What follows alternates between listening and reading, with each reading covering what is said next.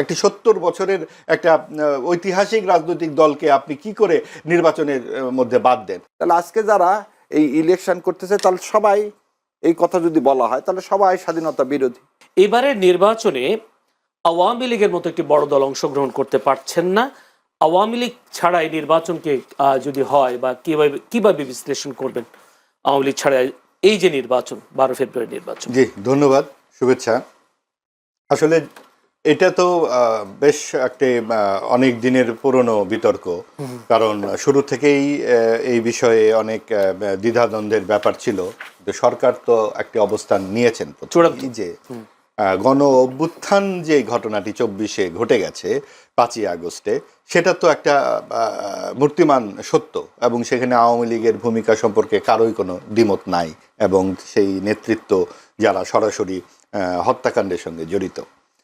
তো একটা বিষয় ছিল যে এটা যেমন সত্য, আবার এও সত্য যে আওয়ামী লীগের সকল কর্মী, সমর্থক, নেতা এই হত্যাকাণ্ডের সাথে জড়িত ছিলেন না।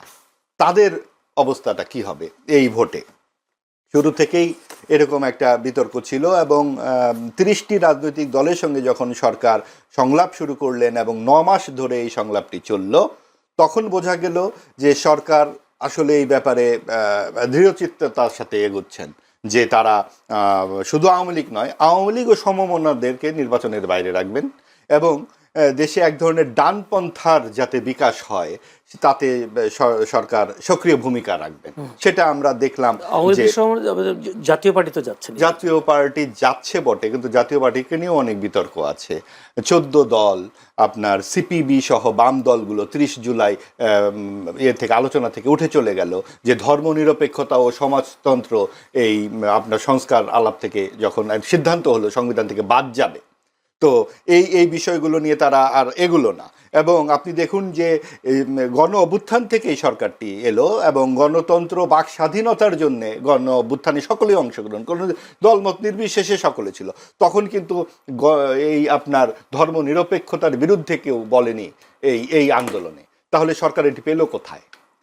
আমাদের বাংলাদেশের যেই মুক্তিযুদ্ধ জাত চেতনা, গণতন্ত্র এবং আপনার বাকস্বাধীনতার পাশাপাশি সেই 4টি স্তম্ভের প্রধান 2টি স্তম্ভই কিন্তু সরকার বিসর্জন দিয়ে দিল। এই ম্যান্ডেট সরকার পেল কোথায়? 30টি রাজনৈতিক দলই কি বাংলাদেশ? সেই 30টি রাজনৈতিক দলের 7-8টি বাদে আমরা অধিকাংশ দলের দ্বিতীয় বা তৃতীয় ব্যক্তির নামই জানি না। অর্থাৎ পুরো বাংলাদেশ এই আলোচনাটিতে অনুপস্থিত ছিল। তারপরেও বাস্তবতা হচ্ছে যে বাংলাদেশের যে সংকট চলছে, বিভিন্ন দেশে আমাদের এখানে ভিসা নিয়ে সমস্যা হচ্ছে, আমাদের বাংলাদেশের ভাবমূর্তি নষ্ট হয়ে গেছে। আজকে বাংলাদেশের পাসপোর্টের অবস্থান দাঁড়িয়েছে 100 নম্বর 106টি দেশের মধ্যে। এই যে তলানিতে পড়ে যাচ্ছে বাংলাদেশের ভাবমূর্তি, এই জায়গা থেকে উদ্ধারের একটি পথ, একটি সুষ্ঠু, অবাধ, অন্তর্ভুক্তিমূলক নির্বাচন, এবং এই নির্বাচনের মাধ্যমে এটাই গণতন্ত্রের প্রথম ধাপ, এবং সেখানে আমরা 12ই ফেব্রুয়ারিতে আশা করে পৌঁছে যাচ্ছি। সব কিছুর পরেও এটা তো আর এমন ঘটনা নয় যে এটাই সর্বশেষ নির্বাচন। যদিও প্রশ্ন হচ্ছে আওয়ামী লীগ কি অপ্রাসঙ্গিক হয়ে যাচ্ছে বা অপ্রাসঙ্গিক হওয়ার মতো এমন সিচুয়েশন তৈরি হয়েছে কিনা? তাহলে তো আপনি এই প্রশ্নই করতেন না। কতখানি প্রাসঙ্গিক হলে আলোচনার শুরুতেই এই প্রশ্নটা করলেন। তার মানে বারবার যখন আওয়ামী লীগের কথা বলা হচ্ছে, বারবার যখন বলা হচ্ছে এটা অপ্রাসঙ্গিক কিনা, তার মানে তো প্রাসঙ্গিক। যদি আওয়ামী লীগ অপ্রাসঙ্গিক থাকতো তাহলে তো এই আলোচনারই প্রয়োজন পড়তো না।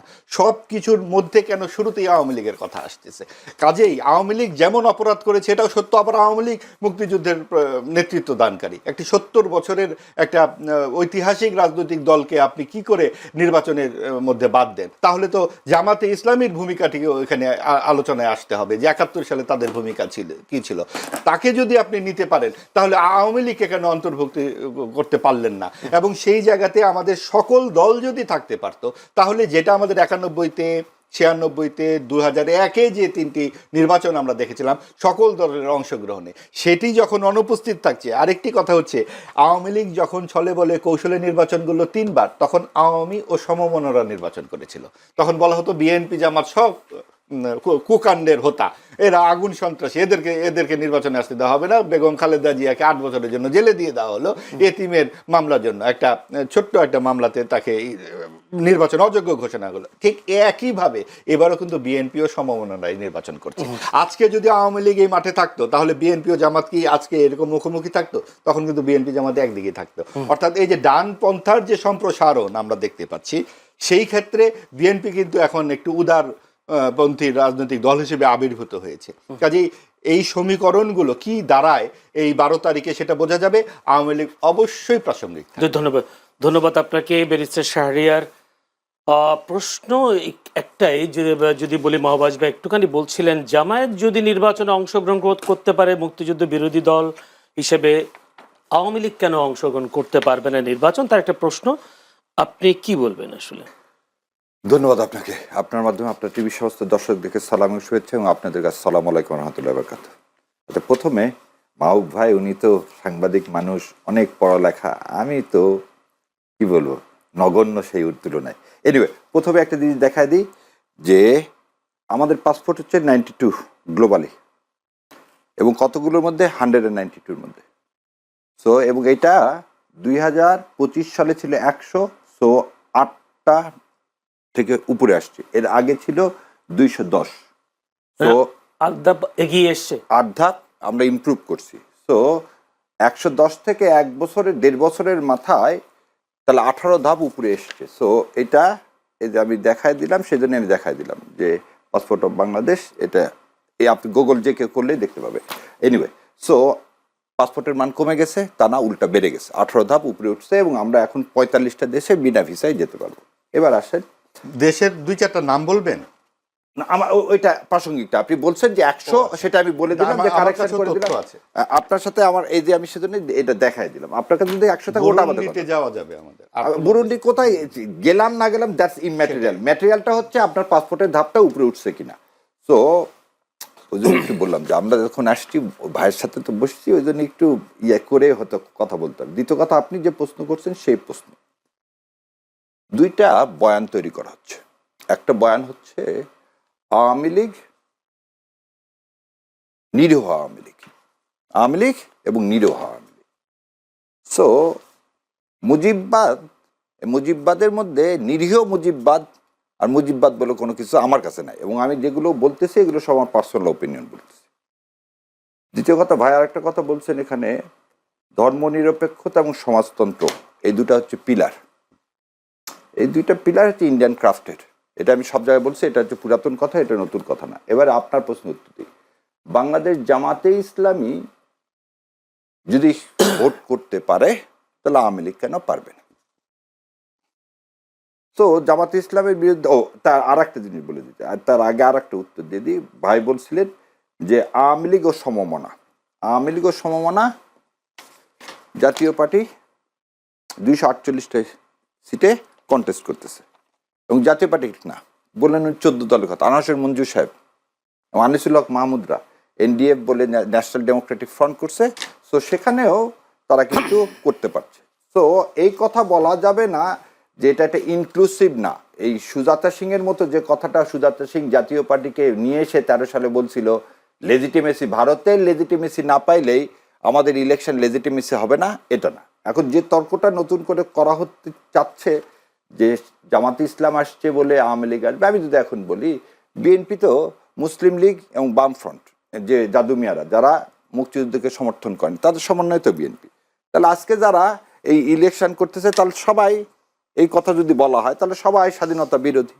আর যেটা ভাই বললেন যে আওয়ামী লীগ স্বাধীনতা নেতৃত্ব দান করছে, আমার কাছে এখানে যে বাংলাদেশের সমস্ত মানুষ নেতৃত্ব দান করছে স্বতঃস্ফূর্তভাবে, যেভাবে 24-এর এই দ্বিতীয় স্বাধীনতায় আপামর জনসাধারণ ছোট্ট বাচ্চা থেকে বৃদ্ধ পর্যন্ত অংশগ্রহণ করছে, খালি ফ্যাসিস্টকে সরানোর জন্য না, ভারতীয় আধিপত্যবাদের বিরুদ্ধে।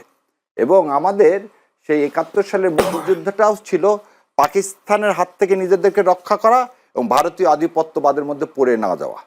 এটাই ছিল মানুষের চাওয়া, যেটা 72 সালে আমরা দেখলাম যে না, ভারত আমাদের স্বাধীনতাটাকে ছিনতাই করে নিয়ে গেছে, এবং এই ছিনতাই করতে ছিনতাইকারী হিসাবে ইউজ হয়েছে বাংলাদেশ আওয়ামী লীগ। সো এই যে ছিনতাইকারী 2বার আমার দেশের স্বাধীনতাকে, সার্বভৌমত্বকে ভুলণ্ঠিত করছে, তার সাথে জামাত ইসলামের তুলনা করা কোনোভাবে প্রাসঙ্গিক না।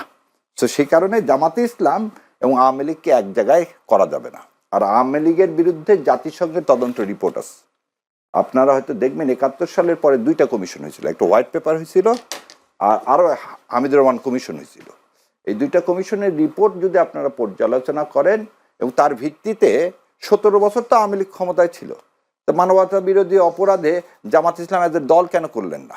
এবং আজকে সর্বোচ্চ আদালত থেকে এটা প্রতীয়মান, যাদেরকে আপনারা ফাঁসি দিয়েছেন that is a judicial killing. এবং এই লোকগুলোর সাথে কোনোভাবে এই অপরাধের কোনো কি ছিল না, সম্পর্ক ছিল না। ক্ষমতার পালাবদলে কি আবার চেঞ্জ হতে পারে জুডিশিয়াল এর রায়গুলো? এই জিনিসটা হচ্ছে কি, আপনি যদি ইনস্টিটিউশন না করেন কখন এগুলো চেঞ্জ হবে?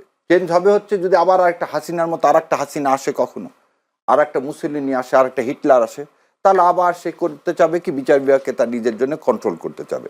আর যদি সেটা না করতে চাওয়া হয়, ভাই আমাদের সবার একটা স্বপ্ন হচ্ছে একটা বাংলাদেশ, যে বাংলাদেশটা দাঁড়িয়ে থাকবে আত্মমর্যাদার সাথে, যে বাংলাদেশে ক্রিকেটরা খেলতে পারবে সারা পৃথিবীর সাথে, যে ক্রিকেট খেলার জন্য কোনো দেশের উপর আমাকে কি করতে হবে না, আমার উপরে তাকে তোষামত করতে হবে না। এবং আজকের যে বাংলাদেশ, খেললাম না তোমার T20, কিন্তু তারপরে আমি তোমার আধিপত্যবাদ মেনে নিব না, এটাই হচ্ছে বাংলাদেশ।